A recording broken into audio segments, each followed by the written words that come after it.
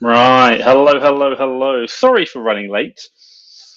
Mexico traffic, absolutely lots busier than we expected. Absolutely sorry. So, obviously, if you are joining, welcome to the Fast Track FBA kind of like weekly support call to help you guys out just in your business. It's a live that I do to help you. So, I appreciate some people have already dropped some questions in the thing. So, I do just want to jump on. Like, if you guys are here, just drop a hi in the comments. Also, as well, just let me know if you can see me that I'm live. So, again, sorry for running late. But what I will do is I'll jump into your questions. I appreciate, obviously, that you probably, you're here to also get some answers, and I can help you out. So 2 seconds, I just breathe. So, Gorilla Investor. Hi, Tom. I ordered something from Asda, and they sent me something similar, but in much less quantity. Is this normal? It does happen. It does happen. I think that two things I would. Two things. Number one, if you order something and they send you the wrong item, check to see if the wrong item is actually better than the item you got for resale. If it is, keep it. If it isn't, send it back and say wrong item. That's fine. There's no problem doing that. And then the other one is if you're getting less quantity, my God, I'd be chasing that like, hey, what's going on? Where's my inventory? Obviously, sometimes check because like they might send two packages, one's arrived and the other one's still pending. So that does sometimes happen. But I would just raise it with the thing. It happens with all suppliers, not even just Asda. So don't worry. 2 seconds. I do just want to bring this down. There we go. Perfect. So if you're here, do drop me questions down below. Obviously, I'm here to help you guys. Let's kind of jump through. Right, next one. I'm finding that all the deals I buy are swamped with other sellers within a week of purchase. These are manually sourced. Am I having a bad few months? Look, a couple of things I'd probably say is you're probably like sourcing from quite a similar store to everyone else. So the net result is that you'll probably get similar kind of deals. And also, as well, if you're kind of using generic sourcing like 30% ROI, £3, you're very likely. But if you mix up your sourcing criteria and how you do it, you're probably likely to find different results. And I'll come back to that in a second. The other thing is January or February is typically the hardest month. So like the number of deals out there is really challenging. Like, I've got like lots of VAs, they find it hard. Pardon me, definitely not COVID. And I think the concept really comes is that number one is it depends who you are. Like obviously for us as a seller, we have so much cash, we want to be on as many deals as possible because we can. But if you're a new seller, you probably want to think about your strategy, and it might be the case that maybe you go for lower sales volume but lower, higher ROI. Call it like I don't source anything which is a below 100,000 sales rank. You're purposely going for those really weird ones. Or maybe you're doing like, I only buy stuff for voucher codes. So because of that, less people are likely to have it because sourcing software won't pick it up. It could be something like that. Or it could be that you buy stock and you always hold it for like 3 months, then ship it in once everyone sells out. Like I know a lot of people do that in Lego and like certain things, and it works really, really well. So for them, and also they understand that niche. So for you, like if you're just doing generic kind of arbitrage sourcing, you are probably going to get a lot of competition, and that really favors more high volume sellers because we can afford to take a lower margin. So it does make it a bit more challenging. But I think you can even do things like unique bundles, bundling. Only will say like I'll only sell 2 packs, 3 packs, 4 packs. I won't sell the one individuals. That makes things. So I hope that makes sense. How do you get exclusive brand deals? Very, very hard. Very, very hard. It takes a long, long, long, long, long time. And then even then, I will just share something with you. So I've never got an exclusive brand deal, so I'm only doing it from what I've heard, and I'll kind of tell you a caveat to that as well. So this isn't fact. Number one, you probably want to start wholesale. You probably want to like go wholesaler, distributor, then eventually with the manufacturer. Now the manufacturer will be selling to lots of people, and then what you want to do is you want to add value to the manufacturer. Like we'll do your listing, we'll do your PPC, we'll manage it all, but in order to do this, we're asking for exclusive brand. So then they'll sign a contract or say, look, you're now exclusive, that's fine. So that's the way you get it, my idea of it, and I'm not saying I'm an expert, but the one thing which I will say, and there's a group I'm in called ATSGS, I think it is, or ATGSG. It's an American group, and there was a post last week about a guy who'd had a big warehouse, 25 staff. He had an exclusive brand deal with a company. They had contracts, everything, and he basically, what happened, he had like 25 staff, big warehouse, he was selling, and then what happened is the manufacturer basically opened up warehouses next to his in the same like locations, and then basically just got someone else in to do it for cheaper. And they said, look, you can take us to court, but we've got so many lawyers and so many solicitors, we'll just overwhelm you, and and you'll ruin it. So he lost his entire business overnight. And he said the one problem was exclusive brand deals are great, but you can't be relying on any one brand. And that was him. I think he had like 80% of his revenue from that one brand. He just lost everything. So don't think of them as the be all and end all. They are a double-edged sword. Good question then. I'm not using a repricer. Why is it important? If I start dropping the price, will I lose all my profits? No. Like, let's say, for example, right now, if the market is £16 and you're 16.01 and you're not making any sales and your repricer can bring it down by 1p, yes, you're going to lose like 1p profit, for example. And it doesn't really work like that. But you can lose 1p profit. But the idea is you're going to make more sales. So repricers are really helpful because they help maintain it, but you can set minimums so they don't let your price drop too low. And it's up to you. And we use a seller toolkit. Just do, I think it's www.fasttrackfba/STK. That'll get you to the right place, and we get a free link. You get a free 14 days of that. Really good, like it, cheap as well. Personally, I don't think you need to buy really expensive repricers.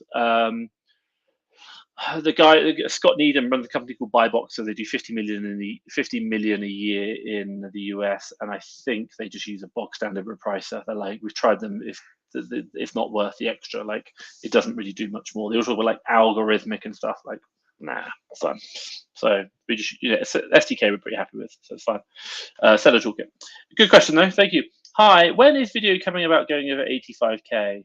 How do you mean, Leo Race? Do you mean like going over 85k in regards to like the VAT threshold?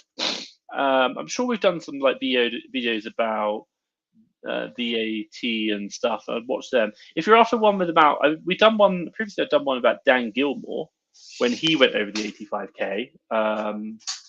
But I haven't released it yet. I don't think. If that's the one you mean, let me know. But let me know down below. Like, what is it particularly around 85k? Why that number? Like, obviously, I went over 85k like year 1, and I'm in year 5 now. So yeah, that's a long time. And the US we've done as well. Pete, what's the wait time for VA with you now? From the day I paid to the day I get it, I hate to say it, it's a long wait time. It really is. If I had to guess, 6 weeks. 6 weeks, it'll say on the website. Good question. And the reason is it's just so busy. Everyone's hiring VAs. And don't get me wrong, we're hiring more VAs now than we did last year per week. So we're doing a lot more output, but it's like the one thing I really, really stress, quality first. Like, there's no point just giving you a VA and then letting it fail. It has, like, that doesn't matter. Like, you'd rather wait a week and have a good quality VA who's not going to quit, rather than get a VA, they quit, and then get another one, they quit, and then eventually the third one works. Like, that's not worth it. So we have a really low dropout rate, but because we focus so heavily on quality. So I hate to say it, I think it's for about 6 weeks now. I don't get the stats, but it changes every week. So I hope that makes sense. Facebook user, hi Thomas, I thought you sent your LLC funds from your personal account via Wise. Apologies if wrong, but could your UK LD loan USD? Good question. I've asked this of my accountants. Yes, you can. I've asked it both of my US and USA. You are right. I funded my USA business solely through personal funds, not business. But I won't lie, I did take money out of the business as a dividend and then pay it straight back into the next business. Just because of I didn't want intercompany loans, and I wanted it so that if I could take the money later on in life, it wouldn't have to go the profits. I could withdraw, if that makes sense. I know I could do it as a loan, it doesn't really matter. Long story short, if you want to know, you should have an agreement in writing between the two companies. Even though I am the owner, you should have an agreement between them. Don't lie. Sometimes I have moved money in the past between my Amazon UK and Fast Track FBA, just for I think it was cash flow. One time my VA forgot to add a single line in, which was basically means we could have been over by £10,000. So I moved it from Fast Track FBA to my Amazon USA business, and then the Amazon UK business, and then moved it back. Didn't write a contract for that, but for long-term loans, this would probably be my UK business would fund my USA business, for a period of 1 year, for example. Yes, you'd want to have something, and you'd probably want to charge interest at the standard base rate of interest. That would be a reasonable expectation. I think that's pretty much what my accountant said, but there's no harm in it, no problem. You just need to report it. And there is some kind of filing in the US, that you need to state to the government that you have money received from an external company which is controlled by the same owner, something like that. It was explained to me. It's in an email somewhere. But yes, write a contract and just let your accountant know in the US, and obviously they'll deal with all the legal side. So I hope that makes sense. Chris, same question. I hope that makes sense, Chris. Good question. But yeah, write a contract, charge interest, and tell your accountant in the US. And that's assuming you're going to LLC. Okay, next one. What is the advantage of using a third-party repricer versus three automated repricer comes to Central? So I won't lie, I've never used the Amazon repricer. Never used it.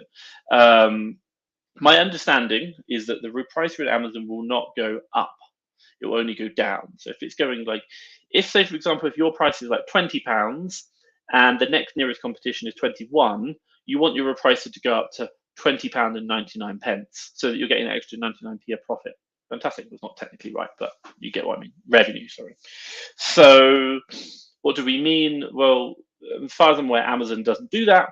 Also, as well, the other one is that I'm just always a bit like, what's Amazon's motives to?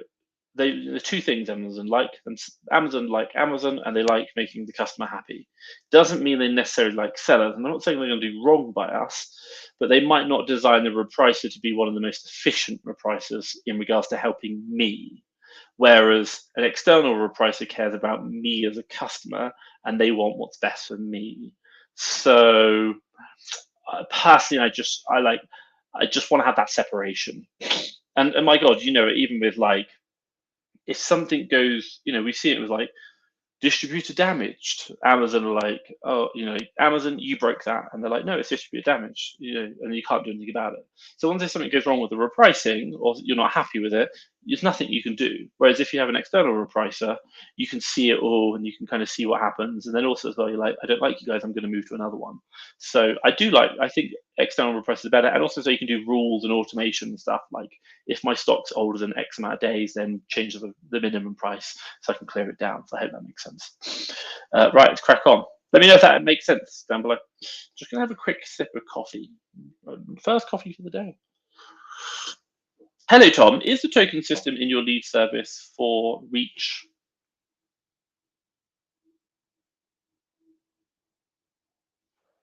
No, I don't know what you're saying. Is the token system in your lead service for reach?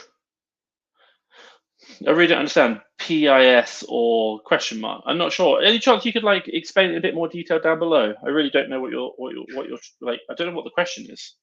That's fine. Let's join Riza. Hey Riza. Hey Thomas. Do you know how I can purchase my orders in monthly installments like ClearPay if not a resident in the UK? Do you know that? I'm guessing it's. Do you know how I can pay for my orders in monthly installments? I don't, unfortunately. I don't like. I don't even. Basically, okay. Forget ClearPay and Klarna or whatever it is. My understanding of what these are as a concept is that they are a credit facility. So basically, all you're doing is you're buying a product, let's say from Argos, and then you're using a credit facility to pay it. So Argos get their money straight away, and you now owe the credit facility. So it's basically like a credit card. That's all you're doing. So I wouldn't really like. I wouldn't think that's a really viable. Like, I would just use a credit card. Now, if ClearPay obviously have some kind of agreement, of course they will do. Like Bright House, I think it is in the UK. Then the idea is that if you're trying to buy something and use that, you can, but I don't think Bright House would allow you to do the volumes that you'd probably be looking to do for resale. And also as well, they might have really weird contract terms. Like if you try and pay it early, you're going to incur a massive fee. So personally, I just don't like it. I don't think it works. And I think if you're trying to do it as a UK, like it's not set up for reselling. So I just don't think the terms would work in your thing. I think it would cost you more money. So I hope that makes sense. But I don't know the answer how you can get it. I'm guessing it's need a bank account. That's it. Leon, yes, a Dan Gilmore video. I don't know. I need to find out. Give me 2 seconds. I will just put it in. Maybe my team come back to me now while I'm on the call.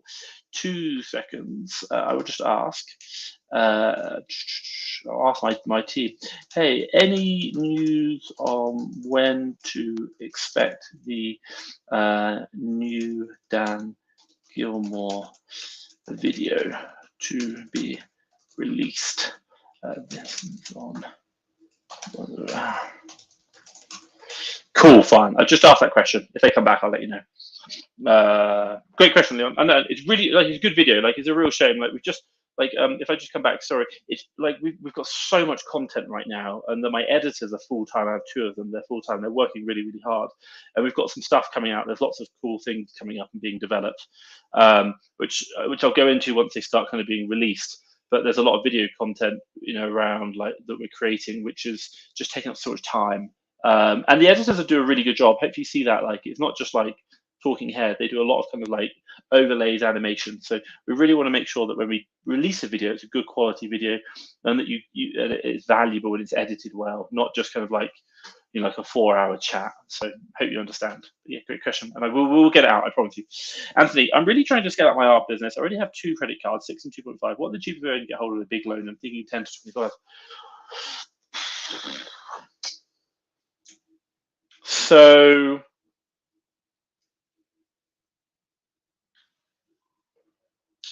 okay, so I'm going to kind of answer the question slightly differently.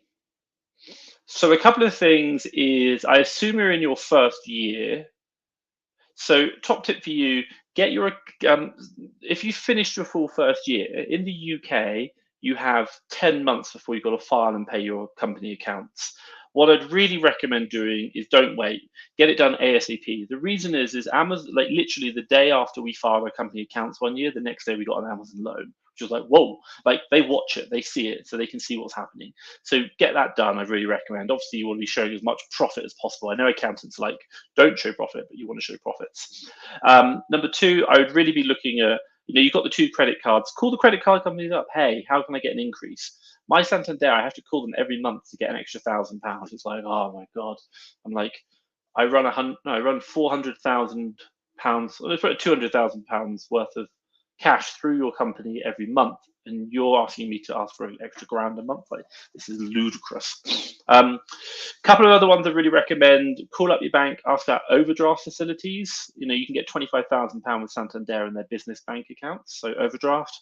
The other one is credit cards. Obviously increase. Obviously, if you are doing credit cards, I personally use Capital on Tap, and I use Santander.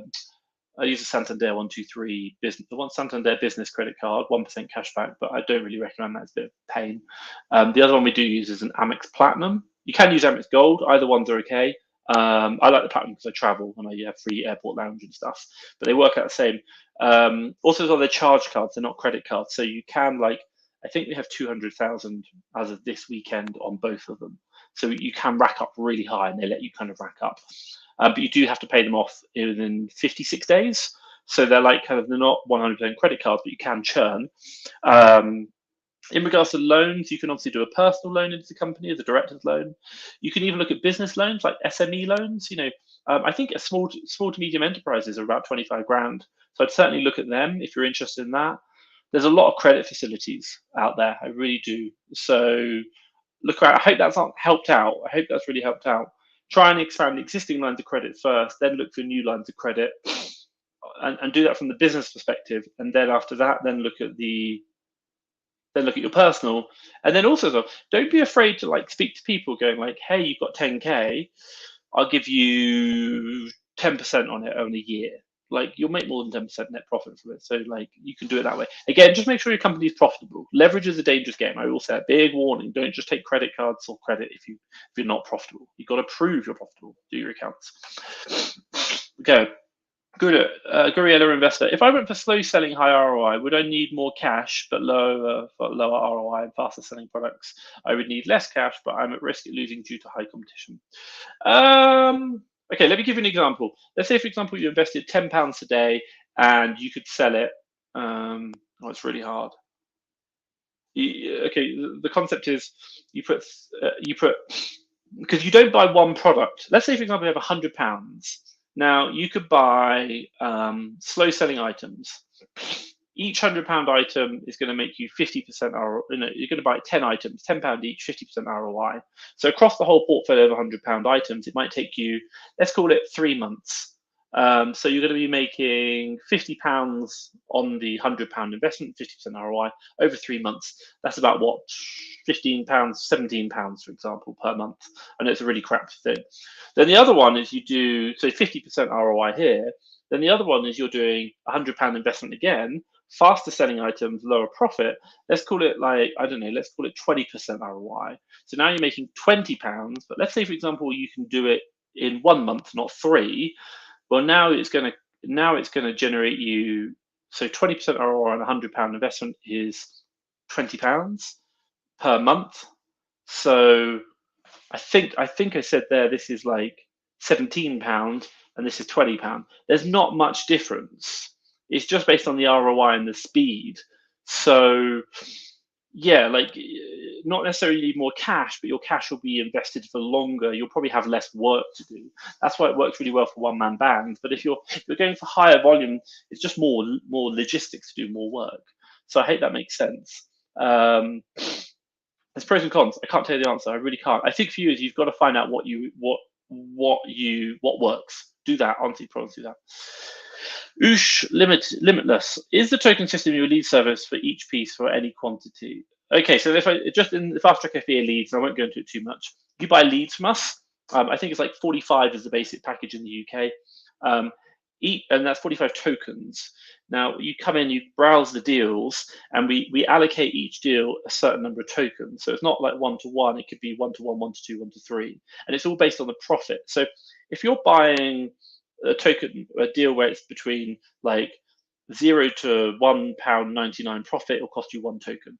If it's between £2 and £2.99 profit, it'll cost you 2 tokens. If it's £3 and above, it'll only cost you 3 tokens. So if it's a £10 profit deal, it'll cost you 3 tokens. So at best, you're going to get 45 deals. At worst, you'll get 15 deals.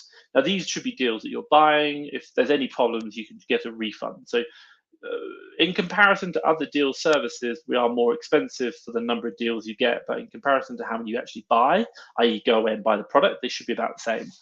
It's just a different methodology. So it's not necessarily for one piece or quantity, but it'll be for one bit of information. So like you buy tokens, you then see a deal you like, you use 3 tokens, for example. Now you go to the supplier and you could buy like 20 of that one product, or like 10. It's up to you how many you buy. We don't control that. So that kind of, hope that answers the question. Limitus. Let's go through. Bronski, could you please run through the entire process of Fast Track FBA, VA Academy process for me? First contact us all the way to the first day. I will do it very, very quickly, and like a very quick summary, but I would really recommend you go to fasttrackfba.com/VA. Scroll 3 quarters of the way down, and there is a book a free call with book a free 30-minute consultation call, and you can have a free chat with one of my staff members, and they will go through everything, answer all your questions. But if you want to know for us, you sign up, you fill out the onboarding form, you fill out what you're looking for in the deal criteria, and then we'll get in and then we basically then what we do is we go and find, hire, and train a virtual assistant who is going to work in your business. Training is 7 days. We also, as well, we get your tools like SAS, Keeper, etc. We get your VA set up on your tools in your Seller Central account. We get them sourcing to your deal criteria for those 7 days of training, and then on like the next week they'll start with you. Now for the next 12 weeks, we'll support you. You have group coaching sessions with me. You'll also have like, if there's any, like my team will monitor the deals for the first 2 weeks, and they'll jump in if there's any support needed automatically. After that, if you get any problems, you can just call us, just send us a message, and we'll jump on. We've got a whole aftercare team who support you, and that's pretty much it. You know, we've seen really good success with it, hence why we're so busy. But the whole point is we find, hire, and train and support you for 12 weeks of the VA. Hope that makes sense. Again, look on the webpage. You can book in a free call. Mub, how do you determine your selling price when working at ROI? Use a calculator tool, SAS, FBA multi-tool, Buybot Pro, they'll all do it. So you just put in like what you want the sale price, it'll tell you what the ROI is, or you can do it reverse way. What do I want my ROI to be, and it'll tell you the sale price. I don't do it manually. My God, I'll be there forever. Strike, hi Tom, how would you manage and prioritize making payments on credit cards and paying off in full in 50 days or interest-free period? I'm struggling to pay in full and avoid interest payments. Look at the Fast Track FBA cash flow sheet. Just go to the Fast Track FBA YouTube channel, click on, what do you call it? Go to like search our videos and type in cash space flow. You'll see 2 videos, but it doesn't matter which one, you can watch either one. The links go to the same sheet. It costs £30. Download it. It's the sheet I use every day, and I do exactly this. We manage our inventory, cash out from Amazon. We manage the money in our bank. We manage the credit cards and the charge cards, which is what you're talking about now, and we get them all cleared down all the time. So it doesn't so much manage interest-free periods. What it does do is it just makes you cycle your money as quickly as possible, which is what you're trying to do to increase volume. And by the very nature of that is that we shouldn't have any interest payments. So we're pretty much fine. Hope that makes sense. Dom. I've been trying to do reverse sourcing for the whole day, and I haven't found any great deals from any online sites in the UK. Is this normal? Are there any additional steps I need to make? I hate to say it, Dom. Two things. Number one, sourcing is harder than we make it look like in the YouTube video. And I hold my hands up to that. You know, hey. Also, as well, February is the toughest time of year to find deals. I hate to say that. That's the truth as well. So I think for you, also as well, when we do reverse sourcing, someone who's done it for a while, they'll just kind of like know what to look at and what not. So like, if you think about it, there's like 10 products to look at, they'll know which ones to skip because they've seen them before. Not they've seen that product, they've seen similar products and they know not to check that product. So they'll naturally just be more faster. So for you is to do this, you've just got to keep doing it. Like, I hate to say it, you've got to keep hitting your head against the wall, and eventually you're going to get through. If I share with you, I spoke to a, like, in my business, we do 2.2 million last year or 2.1 million last year. And we do only manual sourcing. We have no like tactical arbitrage or anything like that. There's a guy who I know called Trader Soros. He did 8 million in the US last year. I had a good chat with him last week, and he did he's OA, purely OA pretty much, and he's 100% manual sourcing as well. He says like he doesn't really like software or anything. So don't get me wrong, it does work. People are doing it. We're doing it. He's doing it. But it is hard. I won't deny that. But appreciate that hardness, because it's hard for you. It means it's hard for everyone else, and everyone else will give up, and you're going to keep going. Dom, you are going to keep going, honestly, because if you keep going, you're going to find the golden nuggets, and they're going to make the money. So appreciate the challenge. Let's go through. I'm training a VA family member myself, as I'm much more comfortable with a family member handling purchasing decisions. In your opinion, what is the best way to train a VA, and what are the pitfalls? My God, I could be here forever. And also, you're doing purchasing. I'm not really going to answer that directly because I could be here forever. I would really look at doing, there's a Fast Track FBA 3-part series. Just type in like purchasing manager or purchasing. You'll see it'll be like part 1, part 2, part 3. It might say admin on there. I think we got an error on the title. Watch that, it's going to help you. At a very fundamental level, if I'm just looking at purchasing, number one, I want them to be very good at deal analysis. So, like, what would be a metric? Well, if we have 100 deals on the table and I reject, let's say for example, 50 of them, I want them to reject within 90% the same 50. So they might reject 45 of the 50 that I've done, and maybe 1 or 2 of the other ones I haven't done. If they get that, then I'm happy. If they're way off, then I'm like, your ability to analyze deals is not good enough, and you need to understand what's a good deal and what's a bad deal to a higher standard, first of all. Once they've done that, then the next stage is about, can they estimate the correct order quantity to you? Again, if you had 100 deals that you wanted to buy, are you going to get roughly the same percent, the same order quantity with it plus or minus 10% for 90% of those deals? If you can achieve that, fantastic, that's great. And then the next bit is just going through the admin process of physically putting the card in, recording the purchase, etc., etc. But I would, if I had a month to train it, I would spend 3 weeks on the, 2 weeks on the deal analysis, 1 week on the how many to order, and then 1 week on the actual purchasing, because the actual purchasing is easy.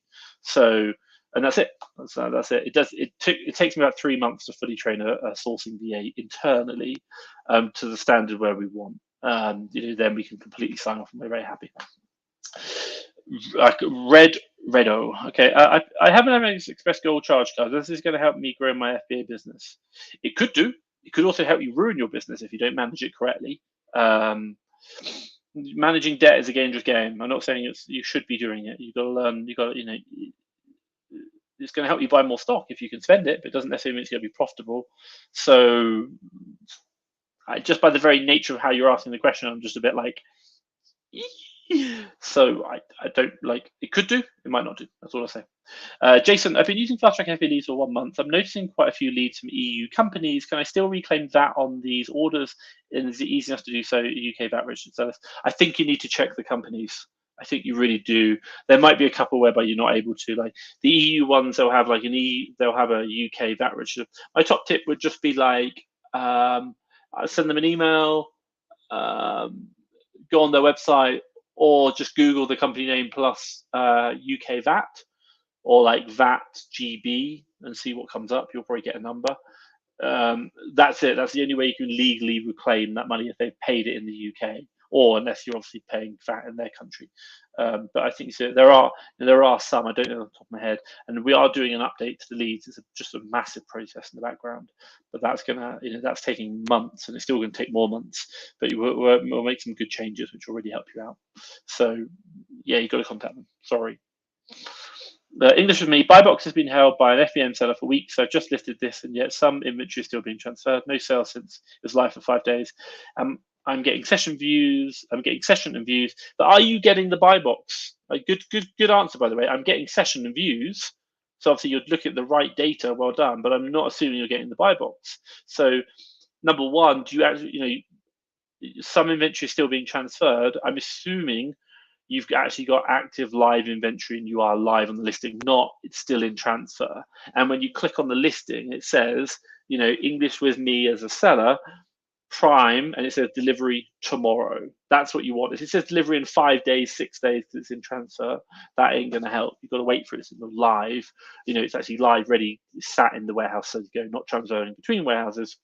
Once you get that, then I'd be looking at, am I getting the buy box? If not, then lower your price. That's it. I hate to say it. That is just going to be price, because you're not competitive enough.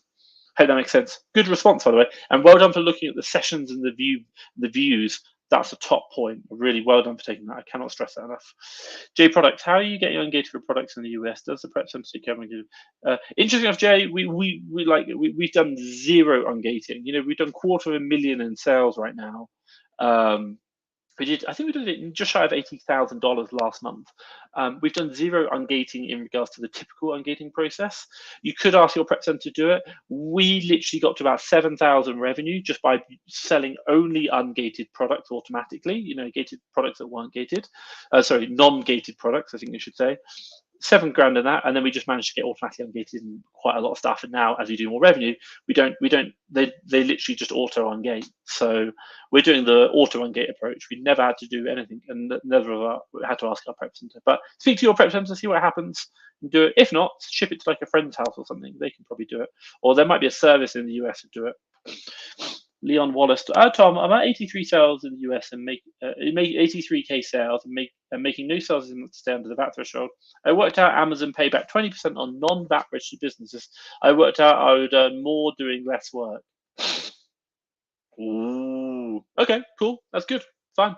Dan Gilmore thought the same thing, and there's a video which hasn't been released yet, which is what I've asked.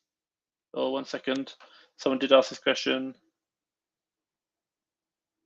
Ooh, that's cool. I think it's going to go live next week. My team says should be next week. #excited. So wait until next week. Watch that. Dan Gilmore said, he said the same thing. I'm going to earn more money doing less work. And you know what? He did pretty much the same amount of work, and now he earns 3 times the amount of money. Really interesting. And he's gone over the VAT threshold. Trust me, I think you'll love it. It'll come out. I think it's coming out next week. I'll just write thanks. That's my team. They're the best. What do you say here? Or warn the same about doing double work being VAT registered, and my accounts are late. What's a good account and a reasonable fee? Okay, cool. Get your accounts done. We use so look, at the end of the day, I can't tell you how to run your business. It's not my job. I'm not qualified to do that either. Dan Gilmore used to do under that threshold. He was earning, I think it's £83 per hour, top of my head. It's a good per hour worked, £83 in net profits. I was like, well done.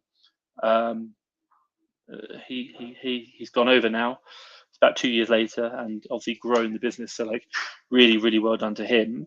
But everyone's situation is different, and I can't say what's right or what's wrong. You've got to be up for you. But in regards to accounts, you never want to get them late. Don't start messing up. The one people you never mess with, death and taxes are the two things that are going to always come back. And HMRC, they like taxes, and how do they know taxes? Through accounts. So get on them ASAP. We use a company called e-commerce accountants. If you just type e-commerce accountants into Google, you'll see these guys in London. You might actually see me. I think I'm on the front. I'm on the Google image on the right on the Google search page, which is quite funny. But I've used them all my life, and I think they're brilliant. Like, they know their stuff. Like, I've met them so many times. I've done so many videos with them. Joe, the owner, I know personally many times, and it's been really helpful. So yeah, I think like speak to them. Like, it's been, they're really good and they're very fast. So just be aware, like, you're coming to the end of the tax year, like the personal tax year. So right now is like it's going to be busy time for accountants. So you've got to get on it like ASAP. Normally it's January or like end, April. Let's go on. Riza, what I see commonly in my listings, sellers go crazy on lowering prices and tank the price even lower than the buying price. What would you do in that case? How was your experience? Do nothing. Leave your price up. Wait, just wait. Like, I've seen it like £20, people bring it down to 15. At £20, they're making like £3-4 profit. At £15, they're making like 50p profit.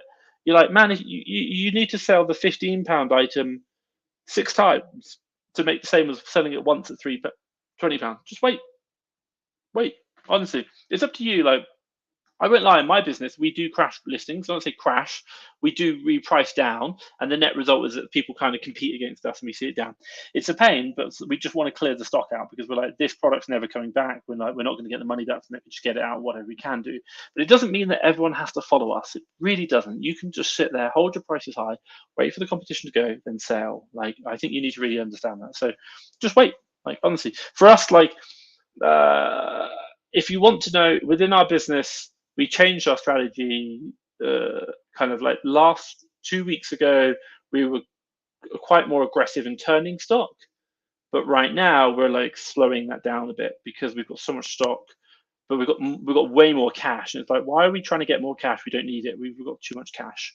So like, it's not really a big issue. So I hope that makes sense. Jamil, hey Tom, have you ever got your account temporarily suspended or deactivated following this model? No, never. We've had it not suspended. It's never been suspended. They did withhold the money, so that the account was trading, was still making sales. They did hold the money. If you, it was about a year and a bit ago. It was in August and November time. You'll see a picture of like the dark side of Amazon. You'll see a video I did about it. Basically, Amazon were doing what I think is called a velocity review. They checked something, they checked something else, and I had to make one change to the account, which was like my SIC code for HMRC was wrong, or it was not correct to them. And then the net result was that they asked me to change it. So that took like a couple of weeks, and there was like a few other checks, and it was fine. But we never stopped making sales. They just stopped the amount of money I could pull out. So they zeroed the amount balance out, which is annoying. But I think your particular answer is have we ever had a complaint, like, i.e. the product is fake and we've given them an invoice from a retailer and Amazon said, sorry, we don't accept retail wholesale? The answer is yes, we've had many complaints about, or complaints of authenticity fakes. We sent the legit invoice in and Amazon said, thank you very much, nothing to worry about, we'll remove it from your account. And the legit invoice has been Argos, Debenhams, Walmart, those kind of things. It's been fine, like, honestly. So I hope that makes sense. Do you advertise on your listings? No, we don't. We do no PPC, no spend. Sonia Sophia, how do you keep track of your invoice and receipts and inventory? Do you use software? Really simple. Like, you're paying for stuff on a credit card. That's on your bank account. That bank account is then linked to your accounting software, Xero or QuickBooks. We use both. QuickBooks in the US, Xero in the UK. And then that transaction comes across, and within Xero, you can add an attachment. And my admin team will just go through all those transactions and add and go fetch the invoices for every transaction. That's it. That's what we do. I mean, you have 5 admin VAs, but that's what we do. Obviously, we do a bit more revenue. Right. Hi, Tom. May I know how to apply as a VA in FastTrack FBA? Yeah, sure. Just go to our website and go to work for us, and you can click on the work for us job. I think that is. It'll be just like services or something at the top. I think if you're from the Philippines, straight away it should pop up and just say, "Hey, do you want to work for us?" Danish. Can we use Amazon Prep Service for OA? Will that or not create issues with Amazon directly that we're purchasing? Long story short, you can't. The reason why you can't is because in order to use that service, you need to label the outside of the boxes with a correct barcode, which tells Amazon that that box that you've just shipped in is from you, and it links to a reference within their database, which tells them that it needs the prep service. So if you can't get that sticker on that box, Amazon don't know who's it from, and they don't know how to. They don't know that they need to prep it, and hence it will just get lost in the millions of parcels they have. So unfortunately, you can't. But if you have wholesalers, and wholesalers are happy to stick that sticker on the box for you, and then obviously when it goes to Amazon, fantastic. And some wholesalers do, they do that. So that kind of, I hope that makes sense. Let's kind of come through. We've got quite a few questions. Appreciate. Sorry, I'm running late. I will need to go. Mariko, hi Tom. Hi Tom. At what point do you lower your ROI on your repricer? It's changed now. I don't know the answer. We used to do it. I think it was 2, maybe 3 months. Anything over like 90 days, we tried to clear down. It's based on months of stock age. But I think now we've extended it because we have more cash than we need. So there's no point. There's no worry. So I hope that makes sense. But again, don't follow my rule because, like, my God, you know, I'm doing massive volumes, and it doesn't necessarily mean that my rule's right for the volume that you're doing. There's lots of kind of understandings around it. So yeah, I hope that makes sense. English for me, well, if I go down, I would lose money. I can't compete with the FBM seller. Most are live. Shall I wait till they get out of stock, the buy box? Yeah, I mean, wait, definitely. But I think also the other one is that I just analyze the product and say maybe if if the FBN's like if you can't maybe you did analysis on the product wrong and this product no longer is making sales because the FBM seller's gone down in price because they had a bit of margin, a little room, and you thought they didn't, and now they've gone down and now they made things. So like sometimes it might be like I have to go down, get it sold out, and move out. That's it. I don't know the answer. Give it a few days and see what happens. Play. Ravi, hi Tom. Do you send goods to the US? Do you use clearing agent? I don't. I only buy from within the US and sell within the US. And same in the UK. We buy from within the UK, sell in the UK. We don't ship in between. Sorry, I can't know the answer. Look at private label; they'll help you out. They do a lot of international logistics. Can I send back a supplement product from the USA that was previously removed by Amazon due to food and safety product issues? Amazon and other sellers are now selling the exact same product in the new listing. I don't know. Ask your supplier. Ask them. Hey, can I send it back? That's all I know. Yeah.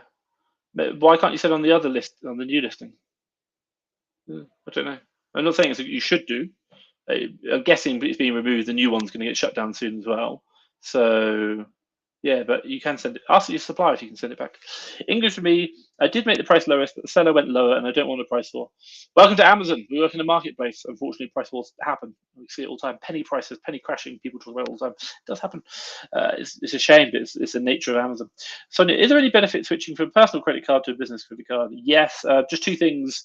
I don't know about the UK, but in the US, you have something called in a business, if you do an LLC, limited liability company, if you're buying, I'm not an accountant, but if you're buying stuff personally and then giving it to the business, it can be seen as what's known as piercing the corporate veil. So if that product you purchase goes on to the company and then gets sold to a customer, and then that customer gets like, I don't know, maybe they get like hurt or something. If the lawyers look at it, they might be able to argue the fact that, well, actually, it wasn't it.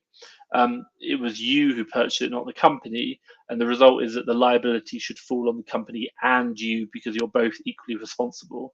So the net result is the limited liability doesn't protect you.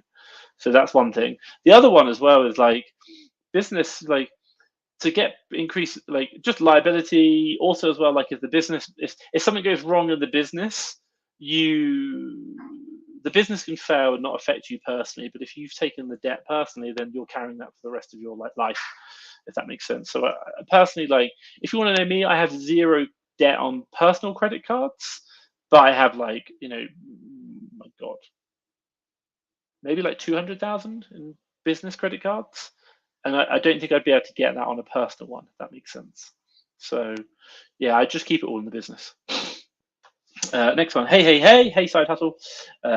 Glee, let's go to Guile, sorry. I have sold anything on my account for years. Is that going to be an issue? I'm guessing I haven't sold anything on my account. I don't know. Try, find out. Put your details in there, get it sold. Happy days. Side hustle. I'm in the USA. Love your video. Thank you very much. Do you have a tutorial on setting up min-max when using Profit Protector Pro? Something general to give tips on how to set out? I don't, unfortunately. I don't think we have no experience in using Profit Protector Pro as a repricer. The concept is exactly the same. Look, if I was you, when you're buying a product, I know this. If you're using Buybot Pro, which I assume you are, because you're probably using Profit Protector Pro, is when you buy it, just check your like 20%. You know, what's the 20% ROI? Put that in as your min, and what's your like 100% ROI? Put that in your max. Done. Super simple. Just do it as you purchase. That's the top one. But thank you, Tim. Leon, what do you mean by having too much cash? Well, if I put it very simply, right now, last week we purchased, don't quote me, it's off the top of my head. I think for the last couple of weeks, we've probably purchased about £60,000 worth of stock every week. But right now we have, I think it's about £220,000 in available cash to spend when you do the cash flow. So the net result is that like it will take 3 weeks to spend that money. Which you might be like, oh, that's fine. But like the stock I buy today, I'm going to sell. Say, for example, I buy 60,000 today. I'm going to sell it for 120. I'm going to make my profit, and that's going to come back out in 2 months, and say like 2 weeks time, 3 months time. Well, we've already got a lot of stock in the cycle. So like, if you're watching my available cash, it's gone like 90,000, 110, 130, 150, 170, 190, 210. So every week it's just getting more and more and more. So we've just got more cash than we can spend. So we have too much cash. That makes sense. Like the trend is going up, like cash in the bank. Yeah. Harold, Derek, no spam. Yes, Harold. Zun.rent. I don't know why people do that. Do you really think we're going to go, oh, yes, thank you, I'll buy that? I don't know. English with me, the fact that I'm getting views and sessions shows it's selling. It shows the not necessarily. It could be that people are viewing the product but not buying it. We can never assume nothing, but we could guess that it probably is selling. As long as if you're getting like 5 views, I'd be like, no, that's not selling. But if they're getting like 100, 200, 500, yeah, I think that'd be guessing. I'd guess that would be selling. Because if it wasn't selling, the sales rank wouldn't be where it is, and it's 25,000 sales rank. So yeah, I think it would be. Now your thing is just about actually getting the sales. That's a big one. Kevin Young, do Amazon look down on OA? I've been growing my business through OA, and it's a concern I have. Amazon don't even know what OA is. Like they don't differentiate between OA, wholesale, private label. All they think about is you are a reseller on the marketplace, and you're buying a product. That's it. And what they want to know is the product is legitimate. That's what they care about. So they don't categorize OA, wholesale. They have different things called. You can do what's known as like there is a program within Amazon which is called like the manufacturer can sell directly to Amazon. I think it's stopped now, or it's reduced down. But they don't look down on it. No, not at all. Like no. Because what's the difference between OA and wholesale? Just where you're buying it from. There is no difference. It's just buying other people's products and reselling them on the Amazon marketplace. It's just your supply chain. And Amazon doesn't ever, and never in any communication, any official literature, anything, have we ever seen them differentiate. Even within wholesale, you have wholesale, distributor, and manufacturer. They've never differentiated that. They've only ever talked about manufacturer. They've never talked about distributor, wholesale, retail, or anything like that. They just talk about manufacturer. That's all they talk about. So no, they don't, I don't believe that they do. I don't know the answer. I'm not Amazon. Can I send back FBA settlement? Yeah, you can. Sorry. You say, can I send it back to FBA? Maybe, if Amazon lets you. I don't know. It's your account. That's all I say. It's all your account. I reckon then, if Amazon shut down one listing and there's a new listing, and you're probably going to guess that new listing is going to get sold, is going to get shut down soon. So if you were going to do it, I'd get in quick, get it sold, and then never buy again. That'd be my answer. Okay, thank you. Fantastic. Michael Clark, we're having funding but struggling to find products to scale. Do you use VAs to find OA products, find them in-house or a combination? We so internally for me, OA, I do 2.2 million pounds, like 2.8 million US last year. 2.1, get it right, Tom. Purely OA and purely VAs, we do it all manually, no software, all in-house, manually sourced. Top of my head, maybe like 11 VAs. I don't really know. I don't do the counts. I do have like 3 purchasing managers, I think it was, maybe 2 or 3. Yes, it's all VAs, and I can do another analogy as a guy called Trader Saros, and I'll speak about him again. I think he's got a team of like 30. He did 8 million last year in the US doing OA. So again, purely VAs, no software sourcing. So that's the kind of way forward. Right.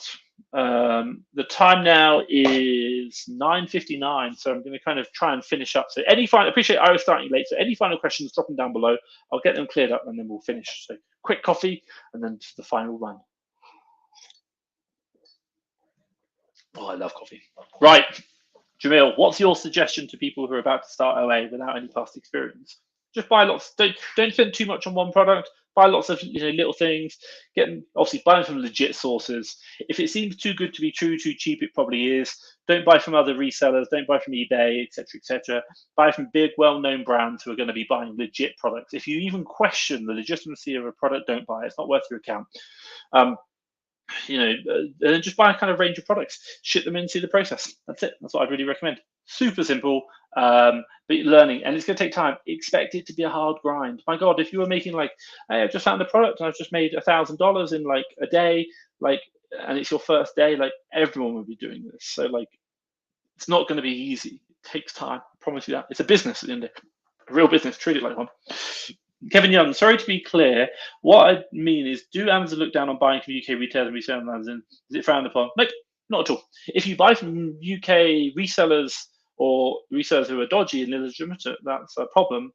So if in Amazon's documentation, and they share it publicly about when they're asking for products to prove authenticity, they basically want to be able to either be able to infer, know, or see or prove that the product you've purchased has gone through a supply chain whereby it can be traced back to the manufacturer. So what are we saying is basically they need to know the product you're supplying has ultimately come from the original manufacturer. So if it's Lego, for example, like if you're buying it from Walmart, Amazon are pretty happy that Walmart buy their Lego from Lego. They're happy with that. Like they don't question it. But if you're buying it from like Tom and Tom's hardware store, they might go, okay, thanks guys, but unfortunately we don't know if Tom and Tom buy their Lego from Lego. Can you show the whole supply chain from Tom and Tom back to Lego, please? And that's going to be really, really hard. And obviously if you're buying fakes, you definitely can't do that because there is no supply chain going back. Amazon care about legitimacy. That's what they want. And with the big box stores, big name stores, like we've never had any problems with them. It might be the case that they reject the invoice because maybe the guy's busy, or maybe you haven't done a very good job of explaining what it is they need to look at, or maybe you're using like a order confirmation and not a real invoice. You've got to manually go and get invoices or email them. It isn't something you just get naturally. Like it does take effort, but like last year 1 million sales. The US we've done over 250,000 in the last 10 months. We've probably get an IP complaint every week, every other week. A lot of them for like fakes, should we say? And I think on our accounts there are like 1 IP complaint currently on the UK and 2 on the US. That's it. So we get them all removed. So Amazon don't like. Yes, we get the IP complaints, but we fight them, and Amazon say, "Yeah, we're happy with your evidence. We'll remove it." So that's the main thing. Side hustle. What criteria do you use when sourcing when you're looking for your products? We talked about it before. I wouldn't really say my criteria is something you should really follow. We look at about 20% ROI, and we'll go down to £1 profit. But I generally talk about like £3 profit, 30% ROI after fees as a rough guide. You got to think I'm doing much bigger volumes than most people starting, so I probably wouldn't go as low as me. But we're willing to do that. Leon Modest, what's the secret to success? Hard work.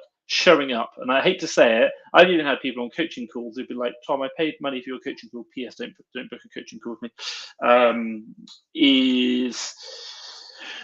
is the fact that they said, they were like, I was a bit disappointed, and I thought, why? I was like, because you didn't tell me the secret. I was like, there is no secret, there really isn't. It's just hard work, finding out what works and doing more of it. Like, it's incremental improvements. It's like sourcing; it takes time. It's like it's taken years, and that's it. If there, the one question I kind of asked, just imagine there was a secret right now. There was a secret to Amazon, the way you do it. So let's say, for example, I knew it, cool. Then I told my friend, and then you know what, he might tell his friend, and within about a year, that secret now everyone would know, and then all of a sudden that secret to success would no longer be a secret. You know, secrets don't really get lasted very long.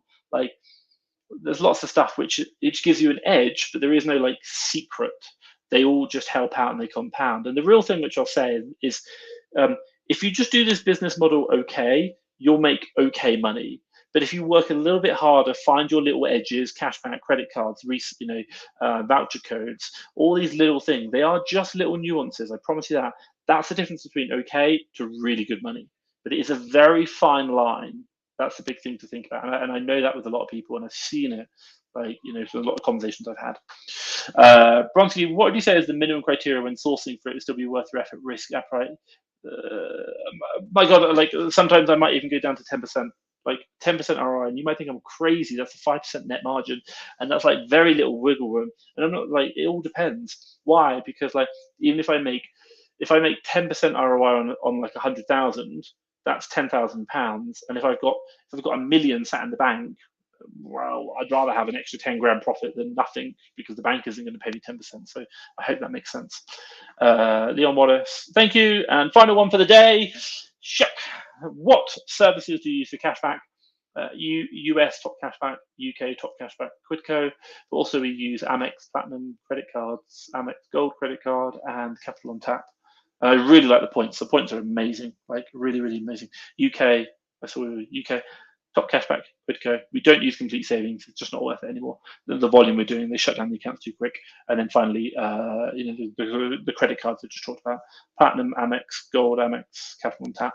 Really good. And Platinum Amex is our Platinum Amex and Gold Amex are our top ones. Why? If you just want to know, because we get lots of points, and you can convert Amex points to Avios or lots of other ones, whereas with Capital on Tap you can only convert to Avios.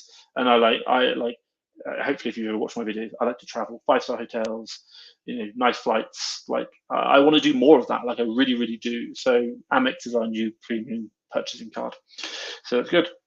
Dan's there, so thank you, Dan. Thank you so much. So I just want to say thank you so much for everyone joining. Sorry for running late. Same time next week, 9 o'clock. It's a real pleasure. Thank you for everyone asking your questions. Hopefully you can understand I'm here to give you my honest opinion. It doesn't mean it's right. Please don't. I'm not an expert. I don't know the answers. All I'm doing is I'm telling you what I've seen, what's worked for me, and my opinion. There are 1,000 ways to do this game. And you know, do keep that in mind. So keep an open mind. There's lots of different ways to do it. Lots of very successful people out there. Listen to them, build your own opinion, do what works. I'm not an expert, but I just want to say thank you to you guys for listening. Thank you for being here. Thank you for sharing. If you can, give me a big thumbs up. And obviously I'll see you next week. But hey, keep smashing your business. Stay safe.